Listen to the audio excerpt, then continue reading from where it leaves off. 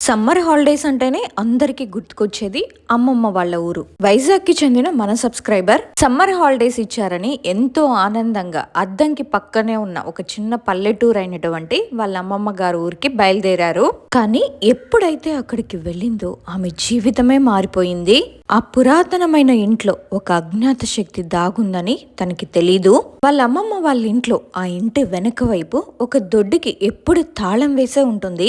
అటువైపు వెళ్ళొద్దు అని అందరూ గట్టిగా హెచ్చరిస్తారు. కానీ అసలు ఆ తలుపు వెనక ఏముంది, వాళ్ళందరూ ఏం దాస్తున్నారు, అక్కడ ఏం జరిగింది, తను ఆ రహస్యాన్ని తెలుసుకోగలిగిందా? ఇవన్నీ మీకు తెలియాలంటే వీడియో మాత్రం ఎక్కడ స్కిప్ చేయకుండా చూడండి, ఎందుకంటే ఈ వీడియో చాలా ఇంట్రెస్ట్గా ఉంటుంది.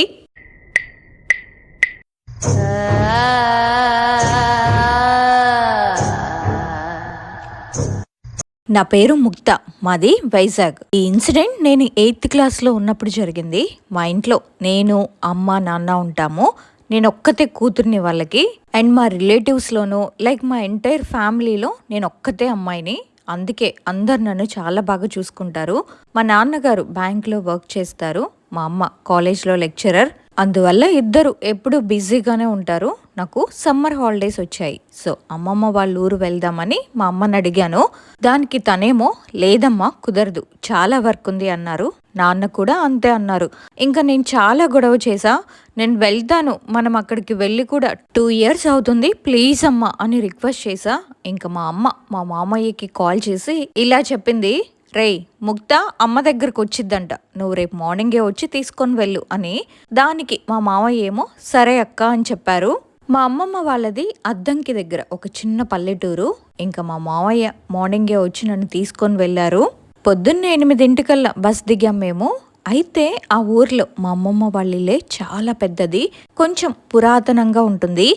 ఇంటి బ్యాక్ సైడ్ ఒక దొడ్డు ఉంటుంది, అది కొంచెం పెద్దది. అయితే మా అమ్మమ్మ అటు వెళ్ళొద్దు అని చెప్పింది. అండ్ ఆ దొడ్డికి ఒక డోర్ ఉంటుంది, అది కూడా కొంచెం పాతది. నేనేమో ఎందుకమ్మమ్మ అని అడిగాను. మా అమ్మమ్మ ఏమో నీకు అవన్నీ ఎందుకు తల్లి, రా అన్నం పెడతాను అని చెప్పి అన్నం తినిపించింది. ఇంకా నేను కూడా పెద్దగా పట్టించుకోలేదు దాని గురించి. ఇంకా అన్నం తిని పడుకొని మళ్ళీ ఈవినింగ్ 5కి అలా నేను, మా మామయ్య వాళ్ళ పిల్లలు, మా పిన్ని పిల్లలు అందరూ కలిసి నాకు ఆ ఊరిని చూపించారు. చల్లటి గాలి, పచ్చని పొలాలు, చాలా బాగుంది. ఇంకా 8:30 దాకా ఊరంతా తిరిగి ఇంటికి వచ్చాము. నేను మా అమ్మ నాన్నతో కొంచెం సేపు ఫోన్లో మాట్లాడాను. అమ్మమ్మ అన్నం పెడితే తిన్నాను. మా పిన్ని వాళ్ళు, మా మామయ్య వాళ్ళు అందరూ కలిసే ఉంటారు మా అమ్మమ్మ దగ్గర, ఎందుకంటే తాతయ్య లేరు కాబట్టి. అందుకే 2 days అంతా చాలా బాగుంది, ఫుల్గా ఎంజాయ్ చేశాను. ఒకరోజు ఊరంతా కరెంటు పోయింది. ఇంకా లోపల వేడిగా ఉంది అని వచ్చి ఇంటి బయట పడుకున్నాము. నాకేమో అస్సలు నిద్ర పట్టట్లేదు, బయట కూడా చాలా వేడిగా ఉంది, దోమలు. ఇంకా చాలా సేపటికి నిద్ర పట్టింది. నేను పడుకున్న కాసేపటికి ఎవరో నన్ను నా పేరు పెట్టి పిలుస్తున్నారు. నేనేమో నిద్రలో ఉండి హా అమ్మమ్మ చెప్పు అని అడుగుతున్నాను. నేను కళ్ళు కూడా ఓపెన్ చేయలేదు. ఇంకా గట్టిగా పిలుస్తుంటే ఏహే ఏంటమ్మమ్మ చెప్పు అని లేసాను. కళ్ళు తెరిచి చూస్తేనేమో మా అమ్మమ్మ పడుకొనుంది అండ్ అందరూ కూడా పడుకున్నారు. ఇంకా వాష్రూమ్ కానీ వెళ్ళొస్తుంటే దొడ్డి తలుపు కొంచెం ఓపెన్ అయి ఉంది. నేను ఎవరు వెళ్ళారా అని వెళ్తే ఆ రోజు అది చూసి అసలు నేను షాక్ అయ్యాను. నాకు ఇప్పటికీ గుర్తుంది. జుట్టు విరబూసుకొని తెల్ల చీర కట్టుకొని ఉంది. ఇంకా నా వైపే వస్తుంది అది. నేను గట్టిగా అరిచేసరికి అందరు వచ్చారు. మా అమ్మమ్మేమో ఎందుకట్ట వెళ్ళావు అని నన్ను లాక్కొని వెళ్ళింది. మా అమ్మమ్మ నాకు వాటర్ తాపించి ఏం కాదమ్మా, అది పక్కింటి రామత్త, దొడ్డిలో మొక్కలుంటే తీయడానికి వచ్చింది అని చెప్పింది. నేను అడిగాను ఇంత అర్ధరాత్రి ఎందుకు వస్తుంది అని అడిగాను. మా అమ్మమ్మ అంది నువ్వు చూడలేదులే, రామత్త 8ంటికే వచ్చింది, ఇంకా పనవ్వలా, అందుకే చేస్తూ పోతూ ఉంది అని చెప్పింది. ఇంక నేను ఆ రోజు నైట్ బిక్కు బిక్కుమంటూ పడుకున్నాను. ఇంకా మార్నింగ్ లేచి రెడీ అయ్యి ఆడుకోవడానికి వెళ్ళాను. నేను మా రామత్తని అడిగాను, అత్త నువ్వు నిన్న రాత్రి మా ఇంటి దొడ్డిలో మొక్కలు తీయడానికి వచ్చావా అని అడిగాను. అత్త ఎలా అందంటే కాదమ్మ ముక్త, నేను అసలు నిన్న ఊర్లోనే లేను, పొలానికి ఎరువైపోతే అద్దంకి సెంటర్కి వెళ్ళాను, లేట్ అయితే మా అన్న వాళ్ళ ఇంట్లోనే ఉండి ఇదిగో ఇప్పుడే వచ్చాను అని చెప్పింది. ఆ మాటలకి ఇంకా నేను షాక్ అయ్యాను. మా అమ్మమ్మని ఇంకేమీ అడగలేదు, సైలెంట్గా ఉన్నాను. నెక్స్ట్ డే నేను మా అమ్మ వాళ్ళకి కాల్ చేసి అమ్మ నేను ఇంటికి వచ్చేస్తాను అని ఒకటే ఏడ్చాను. మా అమ్మేమో తిట్టింది, వెళ్ళేదాకా పేచి పెట్టావు, వెళ్ళి నాకేమో వస్తానని నా ప్రాణం తీస్తున్నావు. నాన్న నేనైతే బిజీగా ఉన్నాం, మేము రాలేము, మామ కూడా లేడు అని అంది. యాక్చువల్లీ సమ్మర్ హాలిడేస్ అని మా అత్త మామ మా అత్త వాళ్ళ అమ్మ వాళ్ళ ఇంటికి వెళ్ళారు. ఇంకా మా అమ్మ ఎలా అందంటే సరేలే తల్లి ఇంకెంత కొన్ని రోజులేగా ఉండు అని ఫోన్ పెట్టేసింది. ఇంకొక రోజు మధ్యాహ్నం 2 అలా అవుతుంది. కిచెన్లో సామాన్లన్నీ పడిపోతుంటే ఒకవేళ మా అమ్మమ్మ అక్కడ ఉందేమోనని అమ్మమ్మ అమ్మమ్మ అని పిలిచాను. ఎవ్వరూ పలకలేదు. కిచెన్లోకి వెళ్ళాను. అక్కడ ఒక ఆమె జుట్టు విరబోసుకొని వెనక్కి తిరుగుంది. నేను కొంచెం ధైర్యం చేసి భుజం మీద చెయ్యి వేసా. ఇంకంతే, అది నా వైపు తిరిగి నా గొంతు పట్టుకొని పైకి లేపి నేను మీ వంశంలో ఎవ్వరిని బతకనివ్వను అని చెప్పింది. పక్కనే మిర్రర్ ఉంది, దాంట్లో వేరే మొహం కనిపిస్తుంది నాకు. నాకేమో ఊపిరాడట్లేదు. అది నా గొంతుని గట్టిగా పిసికేసరికి దాని వేలు ముద్రలు నా గొంతు మీద పడుతున్నాయి. ఇంకా నేను స్పృహ తప్పి కింద పడిపోయాను. నా కళ్ళు ఓపెన్ చేసేసరికి నా చుట్టూ చాలా మంది ఉన్నారు. నాకు ఫుల్గా బాడీ మొత్తం చెమటలు పడుతున్నాయి. ఇంకా నేను మాట్లాడలేకపోతున్నాను. నా ఒళ్ళు మొత్తం షివర్ అయిపోతుంది.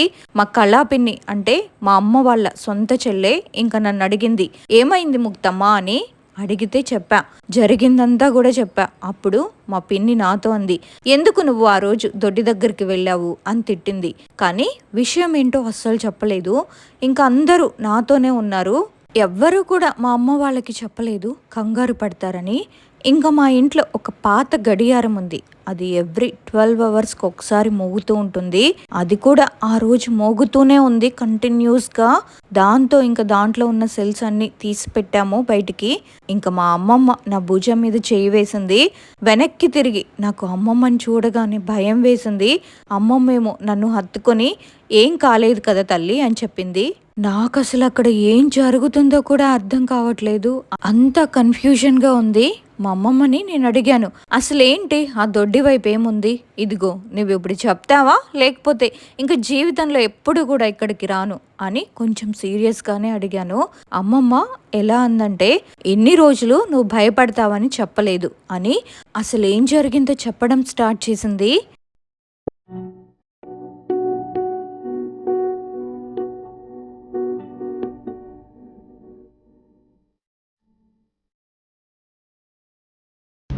నమస్కారం అండి. నా పేరు ఆర్ భాగ్యలక్ష్మి. నేను ఒడిశా రాయగడ నుండి వచ్చాను. ఇది ఇక్కడ నాకు 2023 నుండి మోకాలు నొప్పులు, కీళ్ళవాతం, మరి చేతి వేళ్ళు ఇవంతా నొప్పులు ఉండేవి. ఏమీ చేసుకోలేకపోయేదాన్ని. యూట్యూబ్లో అమృత సిద్ధ హాస్పిటల్ గురించి చూసి ఇక్కడ బాగా మెడిసిన్ ఇస్తున్నారని అందులో చూసి ఇక్కడికి వచ్చాను. వచ్చాక మెడిసిన్ 4 రోజులు వాడాక చాలా బాగా తగ్గింది. ముందైతే నేను బాత్రూమ్ కూడా వెళ్ళలేకపోయేదాన్ని. ఏం తిన్నా వాంటింగ్స్ అయిపోయేది, ఏమీ ఇష్టపడేది కాదు తినడానికి. మరి ఇక్కడ మెడిసిన్ వాడాక బాగా తగ్గింది. థెరపీ కూడా చేయించుకున్న. అమృత హాస్పిటల్కి ధన్యవాదాలు.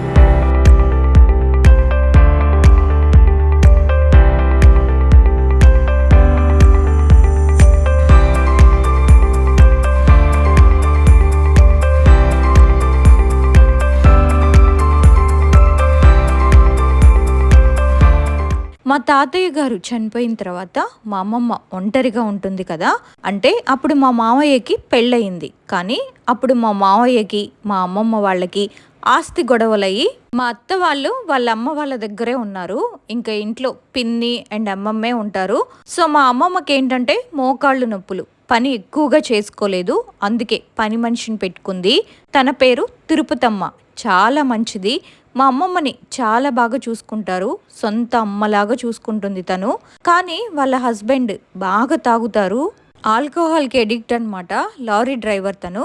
వాళ్ళకి ఇల్లు కూడా లేకపోతే మా అమ్మమ్మే మా దొడ్డి దగ్గర ఒక గుడిసె వేసుకోమని చెప్పారు. మీకు ముందే చెప్పాను కదా మా దొడ్డి కొంచెం పెద్దది అని. ఇంకా తనకి ఒక చిన్న బాబు. సో తనే కష్టపడి సంసారాన్ని నెట్టుకొచ్చారు. ఎప్పుడో ఒకసారి ఆయన లారీకి వెళ్తారు.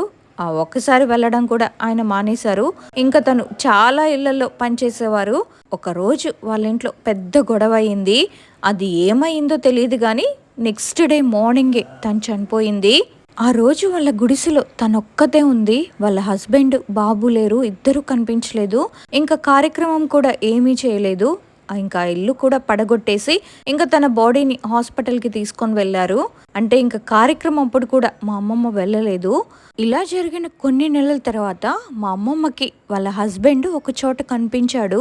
అయితే మా అమ్మమ్మ అడిగిందనమాట, అసలు అమ్మాయి ఎలా చనిపోయింది అని. ఆయనేమో నువ్వే చంపేశావు అని అన్నాడు. మా అమ్మమ్మ అంది, నేనెందుకు చంపుతాను అని. ఆయన అన్నాడు, మీరే కదా మాకు రాత్రి పెట్టిన అన్నంలో ఫినైల్ కలిపారు అని. నీకేమైనా పిచ్చా? నేనెందుకు అలా చేస్తాను అంది మా అమ్మమ్మ. ఇంకా ఆయన ఏం చెప్పాడంటే, నేను తినలేదు కాబట్టి సరిపోయింది, నీ వల్ల నా బాబు కూడా చచ్చిపోయాడు అని. ఆయన మాటలు అసలు మా అమ్మమ్మకి ఏమీ అర్థం కాలేదంట. ఇంకా ఇంటికి వచ్చింది, మా పిన్నిని పిలిచింది. ఏంటే వాడు నేనన్నంలో ఫినైల్ కలిపానంటున్నాడు అంటే మా పిన్నంది, నేనే పోసానమ్మా అంది. మా అమ్మమ్మ కొట్టింది. ఎందుకు చేసావే అని. మా పిన్ని ఏం చెప్పిందంటే, నువ్వు నా బంగారం వెళ్ళి దానికి ఇచ్చావు, నన్ను పట్టించుకోవట్లేదు, అయినా నన్ను అడగకుండా నా బంగారం దానికెలా ఇస్తావు అని. మా అమ్మమ్మ బంగారం ఎందుకు ఇచ్చిందంటే, వాళ్ళ బాబుకి హార్ట్లో హోల్ ఉంది, ఎక్కువ రోజులు బతకడు, హాస్పిటల్లో ఏమో డబ్బు కట్టలేరు అని. మా పిన్ని బంగారమే అది, కానీ మా అమ్మ పెళ్ళికి సగం ఇచ్చింది, మిగతాది మా పిన్ని పెళ్ళికని దాచింది, కానీ దాన్ని ఇచ్చేసింది మా అమ్మమ్మని. మా పిన్ని ఏం చేసిందంటే, తిరుపతమ్మ ఆవిడ దగ్గరికి వెళ్ళి నా బంగారమైనా ఇచ్చేయి అని అడిగితే తనేం చెప్పిందంటే, బాబుకి వైద్యం చేయించాలి అమ్మాయి గారు, అందుకే అవమ్మి డబ్బులు దావఖానాలో కట్టినాము, ఇప్పటికిప్పుడు ఎలా తేవాలి, మా ఆయనేమో పని చేయడు, నేనే నా బిడ్డను చూసుకోవాలి, మీకు కావాలంటే నేను వచ్చే సంవత్సరం ఇస్తాను, నా దగ్గర కొంచెం దుడ్డుంది, నేను జమ చేసుకున్నది మొత్తం కలిపి వచ్చే సంవత్సరం ఇస్తాను అని చెప్పిందంట. ఆ మాటలకి మా పిన్ని కోపం వచ్చి ఇంకా అలా చేసింది. ఇదంతా మా పిన్ని చెప్పేసరికి మా అమ్మమ్మకి ఇంకా కోపం వచ్చి చీపిరి కట్ట తిరిగేసి మరీ మా పిన్నిని కొట్టింది. ఎందుకు చేసావే, అయినా నీ కష్టార్జితమా, నీ పేరు రాసుందా అని ఫుల్గా తిట్టింది. అందుకే తను ఆత్మయి మా ఇంటి దొడ్డిలోనే ఉంటుంది. మా పిన్ని తను ఇష్టపడే వాళ్ళని, మా పిన్నిని చంపాలని చూస్తుంది. అందుకే ఆ రోజు మా పిన్ని నాకేం చెప్పలేదు ఈ విషయాలన్నీ. కానీ అసలు ఆ రోజు ఏం జరిగిందో ఖచ్చితంగా అయితే మాకు తెలీదు. వాళ్ళు ఆ భార్యాభర్తలు ఇద్దరు కూడా ఆ రూమ్లో గొడవ పడుంటారు. అయినా ఫినాయిల్ కలిపిన అన్నం తింటే ఆవిడ ఒంటి మీద దెబ్బలు, రక్తం ఎందుకు వస్తుంది? ఇంకొక రోజు ఏం జరిగిందంటే, ఆ రోజు నేను మా పిన్ని వాళ్ళ కూతురు ఉన్నాము, ఇంట్లో ఎవ్వరూ లేరు. తను మంచం మీద పడుకొనుంది. అయితే సడన్ గా తనని మంచం పై నుండి డైరెక్ట్ గా కిచెన్ లోకి ఏదో ఈడ్చుకుంటూ వెళ్ళింది. ఇది ఒకసారి జరిగింది. అండ్ నేనేమో ఒకసారి స్నానం చేస్తున్నప్పుడు జగ్గిలా పైకెత్తేసరికి ఇంకా చెయ్యేమో కిందకి రావట్లేదు. ఇలా 2 ఇన్సిడెంట్స్ జరిగాయి మాకు పర్సనల్గా. నెక్స్ట్ డే పూజారి దగ్గరికి వెళ్తే ఆయనేమో మా అమ్మమ్మ వాళ్ళ ఇంటికి వచ్చారు. దొడ్డి దగ్గర పూజకి కావాల్సినవన్నీ పెట్టుకొని పూజ స్టార్ట్ చేశారు. ఆ దొడ్డికుండే డోర్ కూడా విరిగిపోయింది. దొడ్డికుండే కంచులన్నీ గట్టిగా కొట్టుకుంటున్నాయి ఆయన పూజ చేస్తున్నప్పుడు. ఇంకా వెంటనే ఆ ఆత్మ మా అమ్మమ్మలోకి వచ్చింది. వచ్చి కూర్చొని గట్టిగా నవ్వుతుంది. ఆయనేమో ఎవరు నువ్వు అని అడిగితే నవ్వుతుంది కానీ అసలు ఏం చెప్పట్లేదు. ఇక ఒక బందతాడు తీసుకొని వచ్చి గట్టిగా కొట్టారు. అప్పుడు చెప్పింది, ఆ రోజు రాత్రి పనైపోయి తన బిడ్డకి ఆ అన్నం తినిపించి పడుకోబెట్టిందంట. ఇంకా అర్ధరాత్రి ఒకటైనా వాళ్ళ ఆయన రాలేదు. ఇంకా కొంచెం సేపు తర్వాత ఫుల్గా తాగేసి వచ్చాడు. తిరుపతమ్మ ఏమందంటే, ఏంటండి మళ్ళీ తాగేసి వచ్చారా అని కొంచెం గొడవ పడింది. ఇంకా ఆయనేమో బెల్ట్ తీసుకొని కొట్టాడు. ఇంకా ఇద్దరు కూడా తన్నుకున్నారు. ఫుల్గా తాగున్నాడు కదా, ఇంకా గోడకేసి కొట్టి ఒక కర్ర తీసుకొని గట్టిగా కొట్టాడంట. దాంతో ఇంకా తను చనిపోయింది. తను చనిపోవడంతో వాళ్ళ ఆయనకి భయం వేసి బాబుని తీసుకొని వెళ్ళిపోయాడు. కొంచెం దూరం వెళ్ళినాక చూస్తే బాబు చనిపోయి ఉన్నాడంట. ఇంకా తుప్పల్లో వేసి వెళ్ళిపోయాడు బాబును అని చెప్పింది ఆ ఆత్మ. ఇదిగో దీనివల్లే నా బాబు చచ్చిపోయాడు, అందుకే దీని మీద పగ తీర్చుకోవడానికి వచ్చాను అంది. దీనికి సంబంధించిన వాళ్ళందరినీ కూడా బ్రతకనివ్వను అని చెప్పింది. ఆ పూజారి గారు ఏమన్నారంటే, మా పిన్నిని బాగా తిట్టారు. నీకు కొంచెం కూడా బుద్ధి లేదా? నీ వల్ల ఏ పాపం తెలియని ఒక పసిపిల్లాడు చనిపోయాడు అని అన్నారు. ఇంకా పూజలు చేసి శాంతి చేశారు. ఆ దొడ్డి వైపు మొత్తం పూజ చేసి ఇంకేం చెప్పారంటే, నేను దీనిని మొత్తానికే పోగొట్టలేను, ఎందుకంటే ఇది పగతో చాలా రగిలిపోతుంది. మీరు కూడా ఈ ఇంట్లో ఉండడం అంత మంచిది కాదు అన్నారు. ఇంకా తాయెత్తులు ఇచ్చి ఇల్లంతా పసుపు నీళ్లు చల్లి వెళ్ళిపోయారు. ఇంకా మా అమ్మ వాళ్ళు కూడా వచ్చారు. ఆ తర్వాత ఆ ఇంటిని అమ్మేసి నన్ను అమ్మమ్మని తీసుకొని వచ్చేసారు. ఇంకా బానే ఉన్నాము. ఆ తిరుపతమ్మ వాళ్ళ హస్బెండ్ ఎప్పుడో చనిపోయారు. మా పిన్ని కూడా చనిపోయింది. 2 years అవుతుంది. తను బతికున్నంత కాలం కూడా చాలా నరకం అనుభవించింది. ఎవరో వచ్చి తనని కొట్టడం, పడుకుంటే కిందకి లాగి పడేయడం. మా పిన్ని కూతురు అంటే మా చెల్లికి ఆటిజం అన్నమాట. ఎంత ఎదిగిన చిన్న పిల్లలాగే చేస్తారు కదా అలా. మా బాబాయ్కేమో లెగ్ ఫ్రాక్చర్ అంటే ప్లాస్టిక్ లెగ్ వేశారు.